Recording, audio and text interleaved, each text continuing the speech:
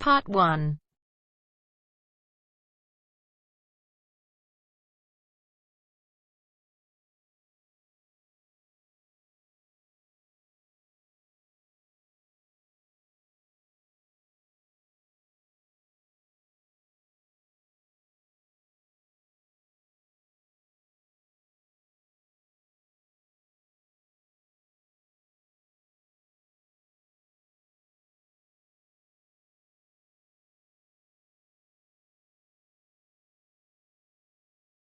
You will hear a number of different recordings and you will have to answer questions on what you hear.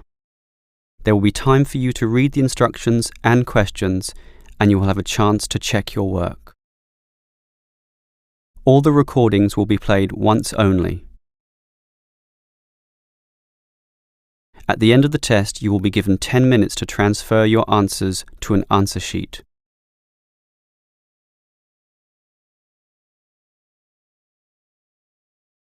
You will hear a student phoning to inquire about a car for sale.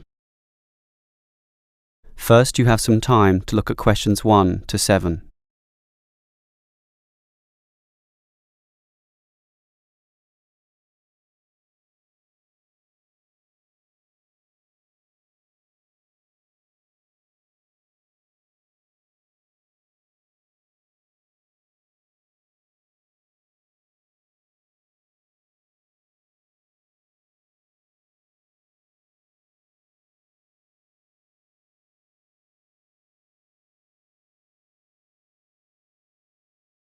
Now we shall begin. You should answer the questions as you listen, because you will not hear the recording a second time. Listen carefully and answer questions 1 to 7.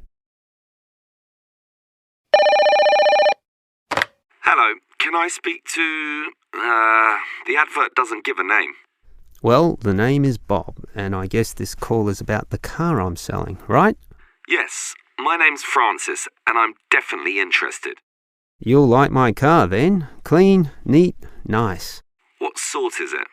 Oh, the original model was called an Echo. You know, like the echo a sound can make. But then they changed the name to Yaris just before I bought it. Yaris. I don't know why. I liked the old name, and it's the same car, but that's what it's called. So, what's the colour? The ad says it's cream-coloured. Like cream, then? Yeah, well, it's more of a yellow colour, actually. Not cream? No, I don't know why I said that. It's like a canary, and it's more like one, too. So, what about the power?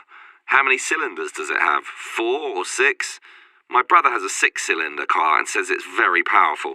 Well, this one's 4 only, but I find it fine for city driving. As long as you don't intend to drive this car interstate or across the country, it does the job fine. That's okay. I just want the car basically for commuting to work and maybe some weekend trips. Is it 2-door or 4-door? I suppose it's not 4-door. The car's too small for that, right? Right, just 2 doors, as you say. The front seat bends forward to allow entry into the rear.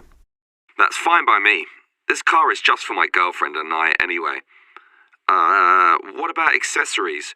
Radio, CD player, anything else? Does it have an air conditioner? Well, no, it doesn't, but I don't find that a problem. I just open the window. I mean, if you really want, you can pay to have an AC installed. Basically, the only additional feature this car has is a radio, but it's still a great deal. That depends on the price. You say you want $12,800, right? Yep, about that. Well, obviously you expect the price to be reduced to an even figure, right? Well, I don't know. $12,000. $12,500, maybe. If you can lower it a bit, I'll come and have a look, okay? Okay. Let's say $12,400, but I won't lower it any more than that. Certainly not to $12,000. Well, if I can get that better price, I may come over this afternoon. But what year is this car? How old is it?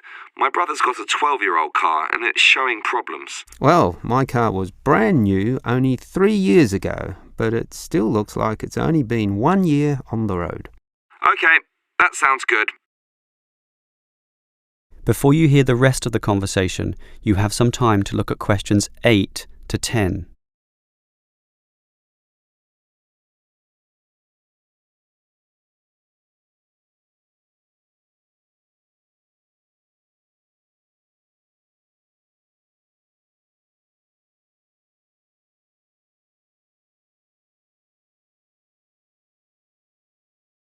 Now listen and answer questions 8 to 10. Can I just ask a few more general questions about this car you're selling? Sure. Can you just tell me why you think it's such a good deal? Of course, I won't necessarily believe you, but just tell me what you think. You can believe me. I honestly think this is a nice car, well worth buying at the price I'm asking. How much registration does it have left? To be honest, not so much, but I think having lots of registration is irrelevant. It's the car you're paying for, the quality and advantages of the engine itself. Well, what about that then? Okay, many people like to accelerate down the freeways, right? There are a lot of speed demons out there who think quickness is all that matters, but basically, people are mostly trapped in city traffic. So one of the things I like is that because this car is small, you can put it anywhere. Say you're in the city wanting to duck into a shop. Well, you can fit this car in any little space while you go shopping or do other things, and that saves you a lot of time. Yeah, but it's not that powerful, right?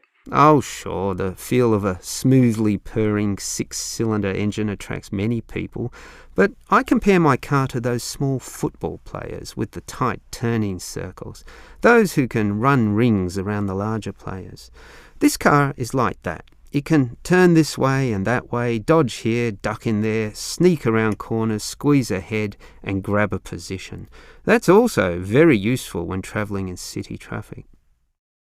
Okay, I'll think about it. Sure, think about it, but all these advantages are sound and appeal to other buyers as well. No one holds the same car forever, so you can say exactly the same things that I just said when you want to sell the car. That will make it very easy for you to pass this car on to the next buyer. Yeah, maybe you're right. That is the end of part 1. You now have half a minute to check your answers.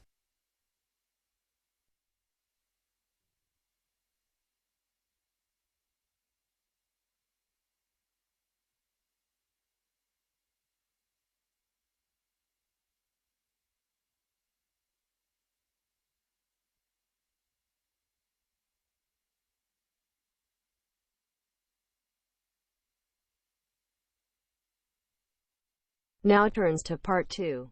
Part 2.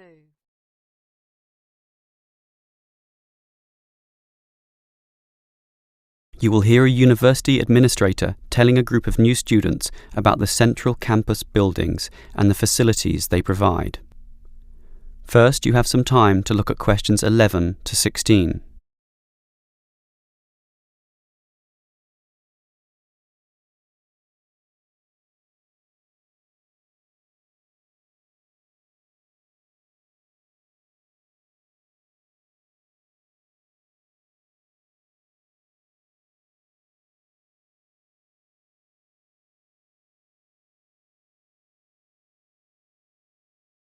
Now listen carefully and answer questions 11 to 16.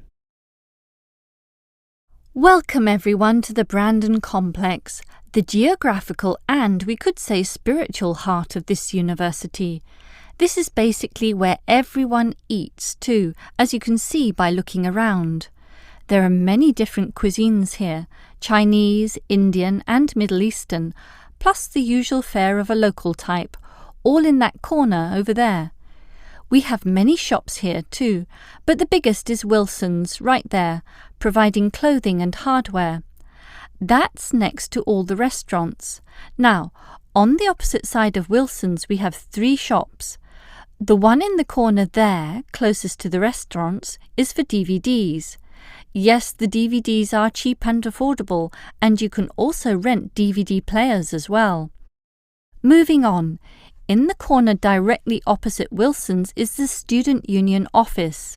Incidentally, you are all encouraged to join the student union, as a student union card gives you many benefits, including discounts on basically everything you can buy here at the Brandon complex. Outside this complex, on the other side of the road, you can just see it from here in fact, is a building that we call by the rather unusual name, the H Building. Next to this, on the other side of some trees along the main road, is the Engineering Institute, but that doesn't have anything to do with the Brandon complex. One last thing is that just outside this door, near us here, you can see a grassy oval patch. Well, that's the playing field for what we simply call the fitness room, which is alongside. So you can put on some calories here at the restaurants and then burn them off at the fitness room afterwards. Oh, I forgot to mention this shop right here, in the middle, beside the student union. It's the bookshop. And as you can see, it's always busy, always popular. You can buy newspapers, magazines and stationery there, plus a few clothing items as well, just as you can at Wilson's. Why don't you go and take a look right now? Before you hear the rest of the talk, you have some time to look at questions 17 to 20.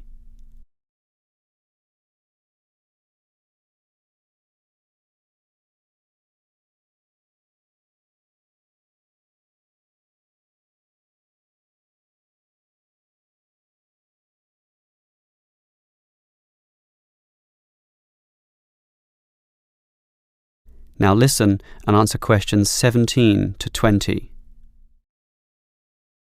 Now, I'd like to tell you a bit more about one of the buildings here, namely the H Building. Despite its bland name, you might be interested in what goes on there.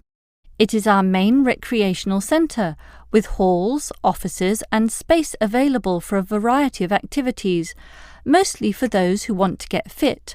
For example, if you're interested in yoga, you're in luck, since 4 days a week there are free yoga classes. They have several levels, so if you're a beginner, you'd have to start with that. You can check the schedules on the wall there. Yoga used to be at night, but now it's in the mornings, but not on Wednesdays. Along those same lines, there's aerobic dancing in the afternoon. This shares the same room as the badminton games, which are on Mondays, Wednesdays and Fridays. The aerobics are on the alternate days, Tuesdays and Thursdays, and it's not restricted at all. Everyone is welcome to join, although the instructor may divide you up, of course, according to ability. And, just to show how diverse the H Building is, there's even some spiritual solace available there, inside the multi-denominational prayer centre, with individual booths and a variety of holy scriptures and texts available to read from all the major religions of the world. That's open all day over the weekend, but not at night time, when the rooms are for private booking. Finally, for those of you of a cerebral nature, the University Chess Club operates at night. That's open from 8 p.m. every, is it Wednesday or Monday? No, sorry, Friday. And I think it closes at about 11:30 p.m. So, there's something for everyone in the H Building. That is the end of part 2. You now have half a minute to check your answers.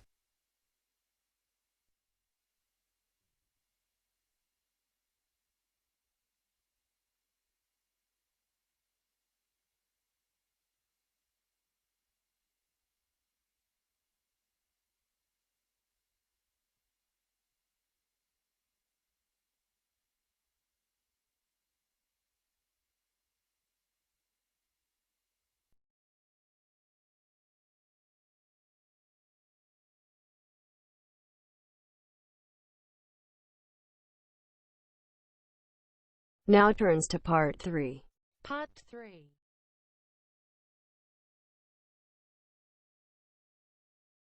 You will hear two students, Dylan and Emily, discussing a presentation which they will have to make. First, you have some time to look at questions 21 to 24.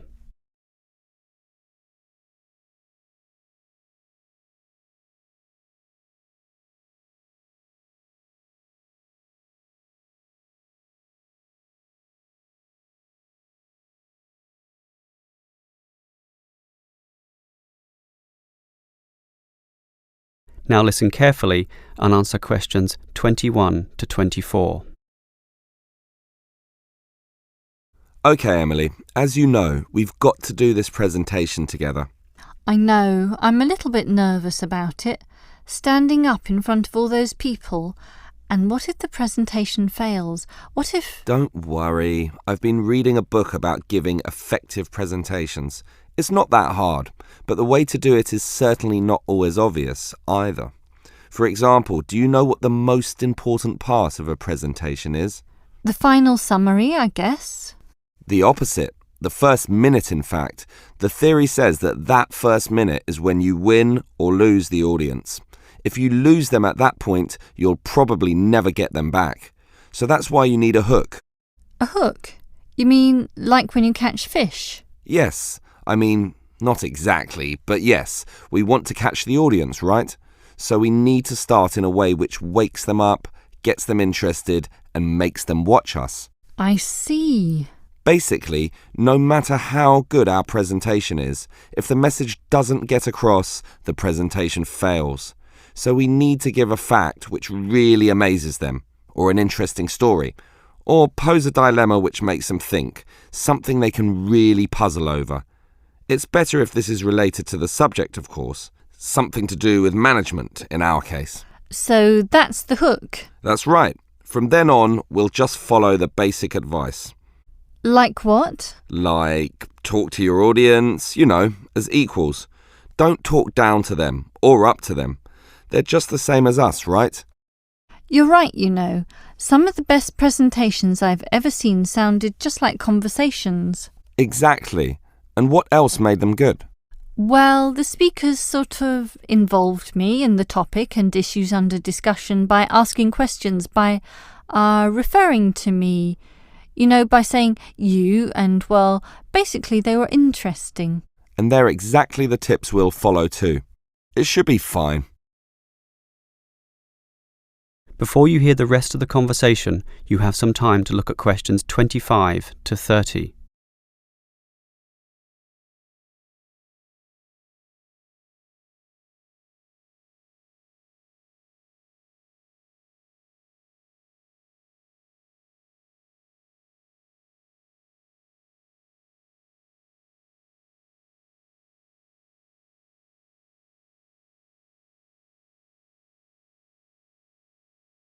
Now listen and answer questions 25 to 30. Emily, I think this will be a fine presentation, but how are we going to divide it up? For example, who's going to open it, you or me? Well, I think you have a very natural style, so you should start. This talk has 5 main parts, so you can introduce it and then do part 1. That's the historical context or background to the issue. Yes, then I'll do part 2 about current views. You do part 3 and I'll do part 4, leaving both of us to handle the question time. I'm okay with that. In part 1, I'll probably speak at length about Hoffman's theory, about management styles, and compare differences in culture in relation to the style of management used. That sounds good. Those differences are important and certainly relevant to the current times. Hoffman makes some excellent points too on this issue. That's why I'll follow up with present-day perspectives and viewpoints on this, such as the problems facing today's managers in the complex multicultural workplace, where basically one can no longer assume one is dealing with a single culture in the workplace, but actually a multiculture. That sounds good also. Then I'll take over, discussing the implications and problems of this. I suppose you'll look at the pluralist movement. Yeah, I was thinking about that, but then I changed my mind. I've decided I'll look at the productive diversity argument. It's more interesting anyway, so I'll go with that. Then I'll tell everyone what we've decided is the best business practice, or what is most likely to work in most situations, which is basically ignoring pluralism and productive diversity and linking everything back to Kotter's theory of human universals. Yes, the theory that argues modern management should target the universals of human nature. Right, and that leaves both of us to field questions at the end. Are there any questions we can predict so that we have some good answers ready, about resolving industrial disputes, for example? Well, I'd say that industrial democracy usually surprises people, so we should expect a lot of questions about that. Yes, the theory is that it increases productivity and reduces industrial delays. And results in better decision-making, but that's all theory. Most people would think that industrial democracy is just about unworkable in practice, so let's be ready to explore that issue in some depth, as well as any other related topics, okay? Okay.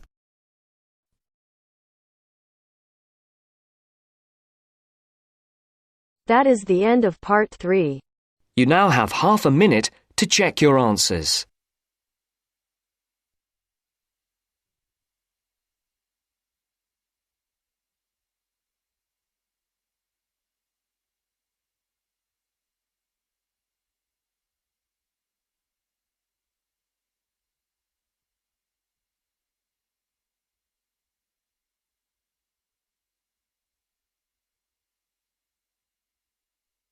Now turns to part 4. Part 4. You will hear a lecturer discussing the possibility of creating nuclear fusion. First, you have some time to look at questions 31 to 35.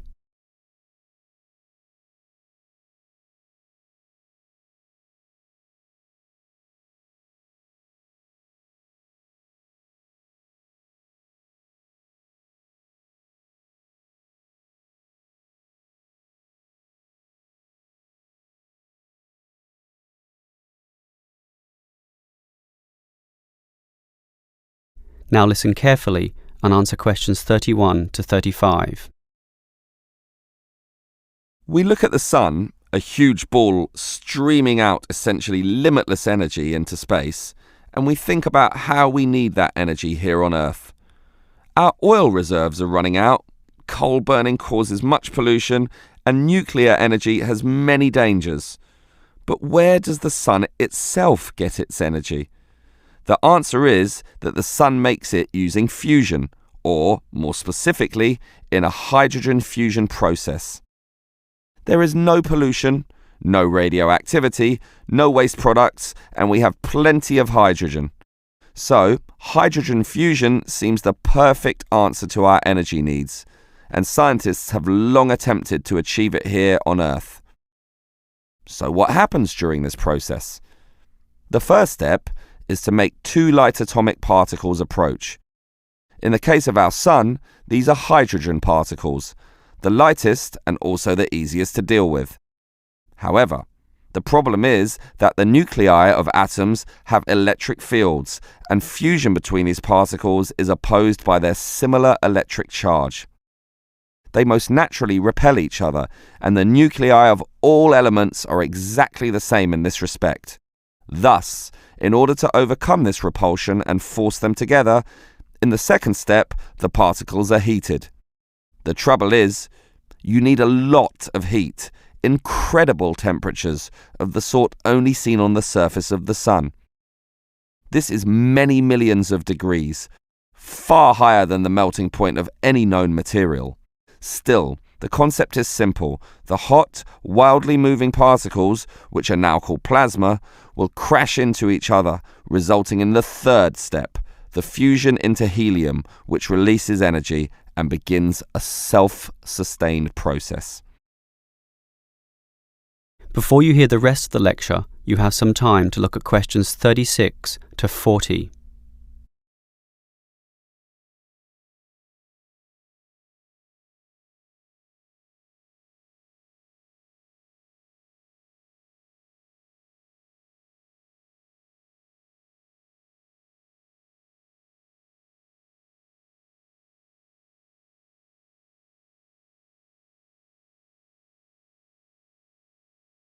Now listen and answer questions 36 to 40. So, we know how fusion works. Thus, the big question is, can we create it here on Earth? We actually have the technology to superheat hydrogen into plasma, but no container on Earth can deal with those temperatures. Thus, we need to confine this superheated material so that it doesn't touch anything. For that, we need a special reactor, and most research has focused on an apparatus known as a tokamak system.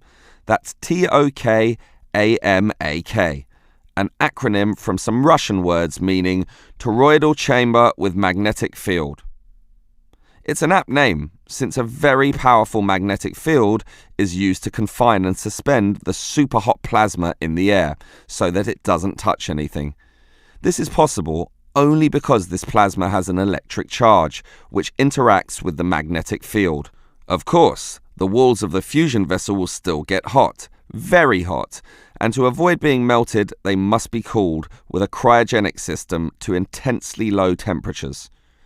But now we are faced with the second problem. If we are to draw power from this system, the reaction must be continuous and controllable. However, when fusion begins, the plasma becomes unstable, and at these temperatures, that is a very serious situation. If we lose control, a disaster could result. Despite the obstacles, in 2010, a European device managed some success, but needed far more power to generate the fusion reaction than that produced from the fusion itself. Obviously then, it was not useful as a power source. More to the point, this system could only sustain a fusion reaction for a fraction of a second, yet, to self-sustain, the fusion needs to run for at least 10 seconds. And the future looks bleak.